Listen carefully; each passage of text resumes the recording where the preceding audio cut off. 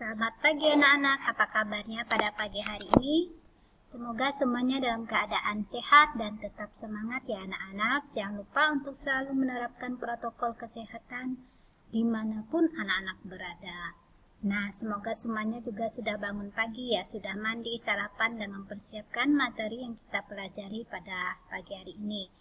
Dan tentunya bagi anak-anak yang sudah PTM, bangunnya lebih awal, sarapan ya, karena harus berangkat ke sekolah, jangan sampai terlambat atau terkena macet.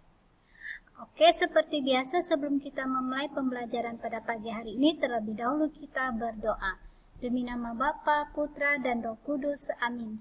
Bapa kami yang ada di surga, dimuliakanlah namamu, datanglah kerajaan-Mu, jadilah kehendak-Mu di atas bumi seperti di dalam surga. Berilah kami rezeki pada hari ini, dan ampunilah kesalahan kami, seperti kami pun mengampuni yang bersalah kepada kami.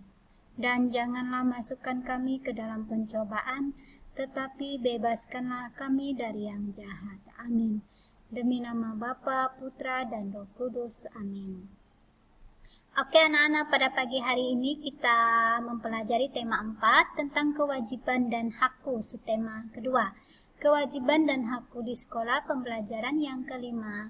Nah, dalam pembelajaran yang kelima ini ada 3 materi yang kita bahas. Yang pertama itu memberikan saran, kedua kewajiban dan hak siswa di sekolah, yang ketiga menentukan 2 bilangan cacah yang selisihnya sudah diketahui. Nah, 3 materi ini yang kita pelajari ya. Yang pertama adalah pelajaran bahasa Indonesia memberikan saran. Nah, tentunya sudah guru bahas ya pada materi beberapa hari yang lalu. Nah, kita sudah membahas tentang bagaimana cara kita memberikan saran kepada orang-orang yang kita kenal. Nah, dalam memberi saran itu kita sebaiknya menggunakan kata yang sopan, supaya orang yang kita berikan saran tersebut tidak merasa tersinggung. Kadang kita tidak bisa memutuskan sesuatu permasalahan sendiri.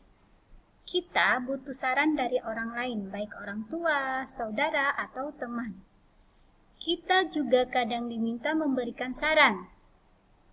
Saran yang tepat adalah saran yang sesuai dengan permasalahan yang terjadi. Nah, bahasa yang digunakan dalam saran hendaknya sopan, santun, dan tidak menyakiti perasaan. Saat mendapatkan saran dari orang lain, kita berkewajiban untuk mengucapkan terima kasih. Nah, saat kita memberikan saran kepada orang lain, jangan lupa gunakan kata yang sopan ya. Nah, kata yang biasa kita gunakan untuk memberikan saran menggunakan kata sebaiknya. Nah, menggunakan kata sebaiknya. Contohnya, adik terjatuh dari sepeda. Nah, kamu memberikan saran kepada adikmu, sebaiknya adik kalau mau bersepeda hati-hati, lebih waspada, seperti itu ya, karena kata yang sebaiknya itu terdengar lebih sopan dan halus. Nah, saran juga harus sesuai dengan masalah yang dihadapi anak-anak. Nah, kita lihat permasalahannya bagaimana. Saran ini biasa kita berikan kepada orang yang kita kenal. Oke anak-anak. Nah, sekarang pelajaran PPKN tentang kewajiban hak siswa di sekolah. Nah, apa sih kewajiban hak anak-anak di sekolah? Kita lihat nanti ya. Kita pelajari, siswa mempunyai kewajiban dan hak selama berada di sekolah. Kewajiban dan hak siswa sebagai warga sekolah sebagai berikut. Nah, anak-anak perhatikan di sini kewajiban hak anak-anak di sekolah itu apa sih? Nah, kewajibannya ini yang pertama, menjaga kebersihan halaman sekolah. Lalu yang kedua, merawat dan menjaga tanaman di sekolah. 3, tidak membuang sampah sembarangan. 4, membersihkan rumput liar yang mengganggu tanaman. 5, merapikan halaman dari benda yang berserakan. 6, membersihkan selokan di depan kelas. Ini ya, kewajiban atau tugas anak-anak di sekolah. Sedangkan hak yang anak-anak dapatkan yaitu dapat belajar dengan nyaman dan tenang. Yang kedua, halaman menjadi rapi dan bersih.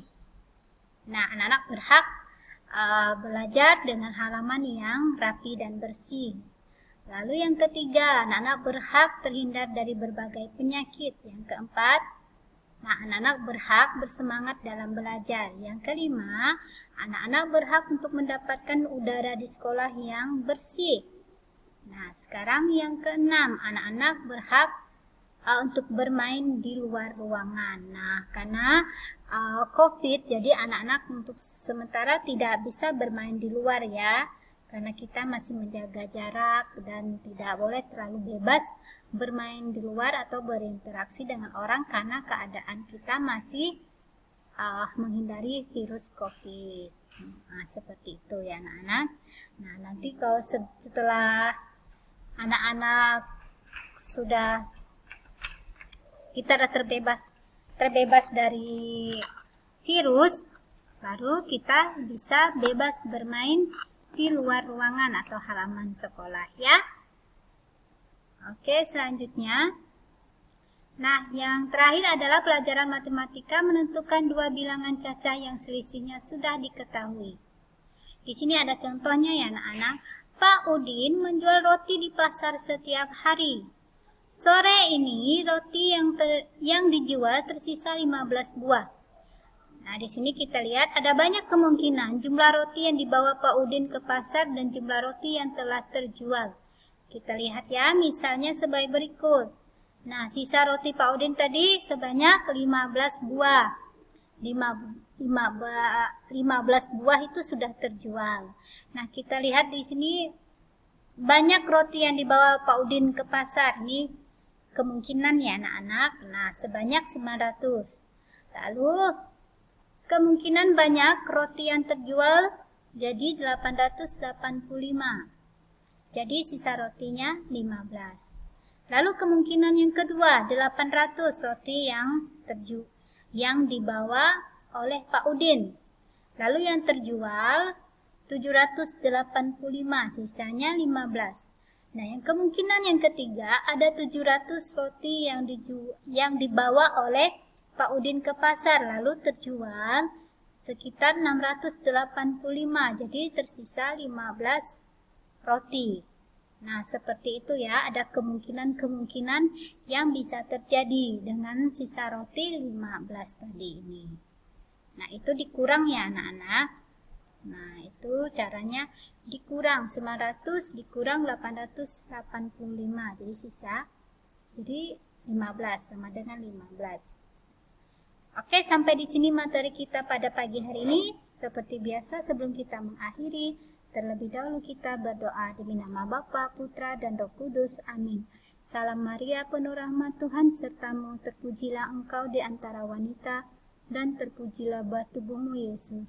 Santa Maria, Bunda Allah, doakanlah kami yang berdosa ini, sekarang dan waktu kami mati. Amin. Demi nama Bapa, Putra, dan Roh Kudus. Amin. Selamat pagi dan Tuhan memberkati.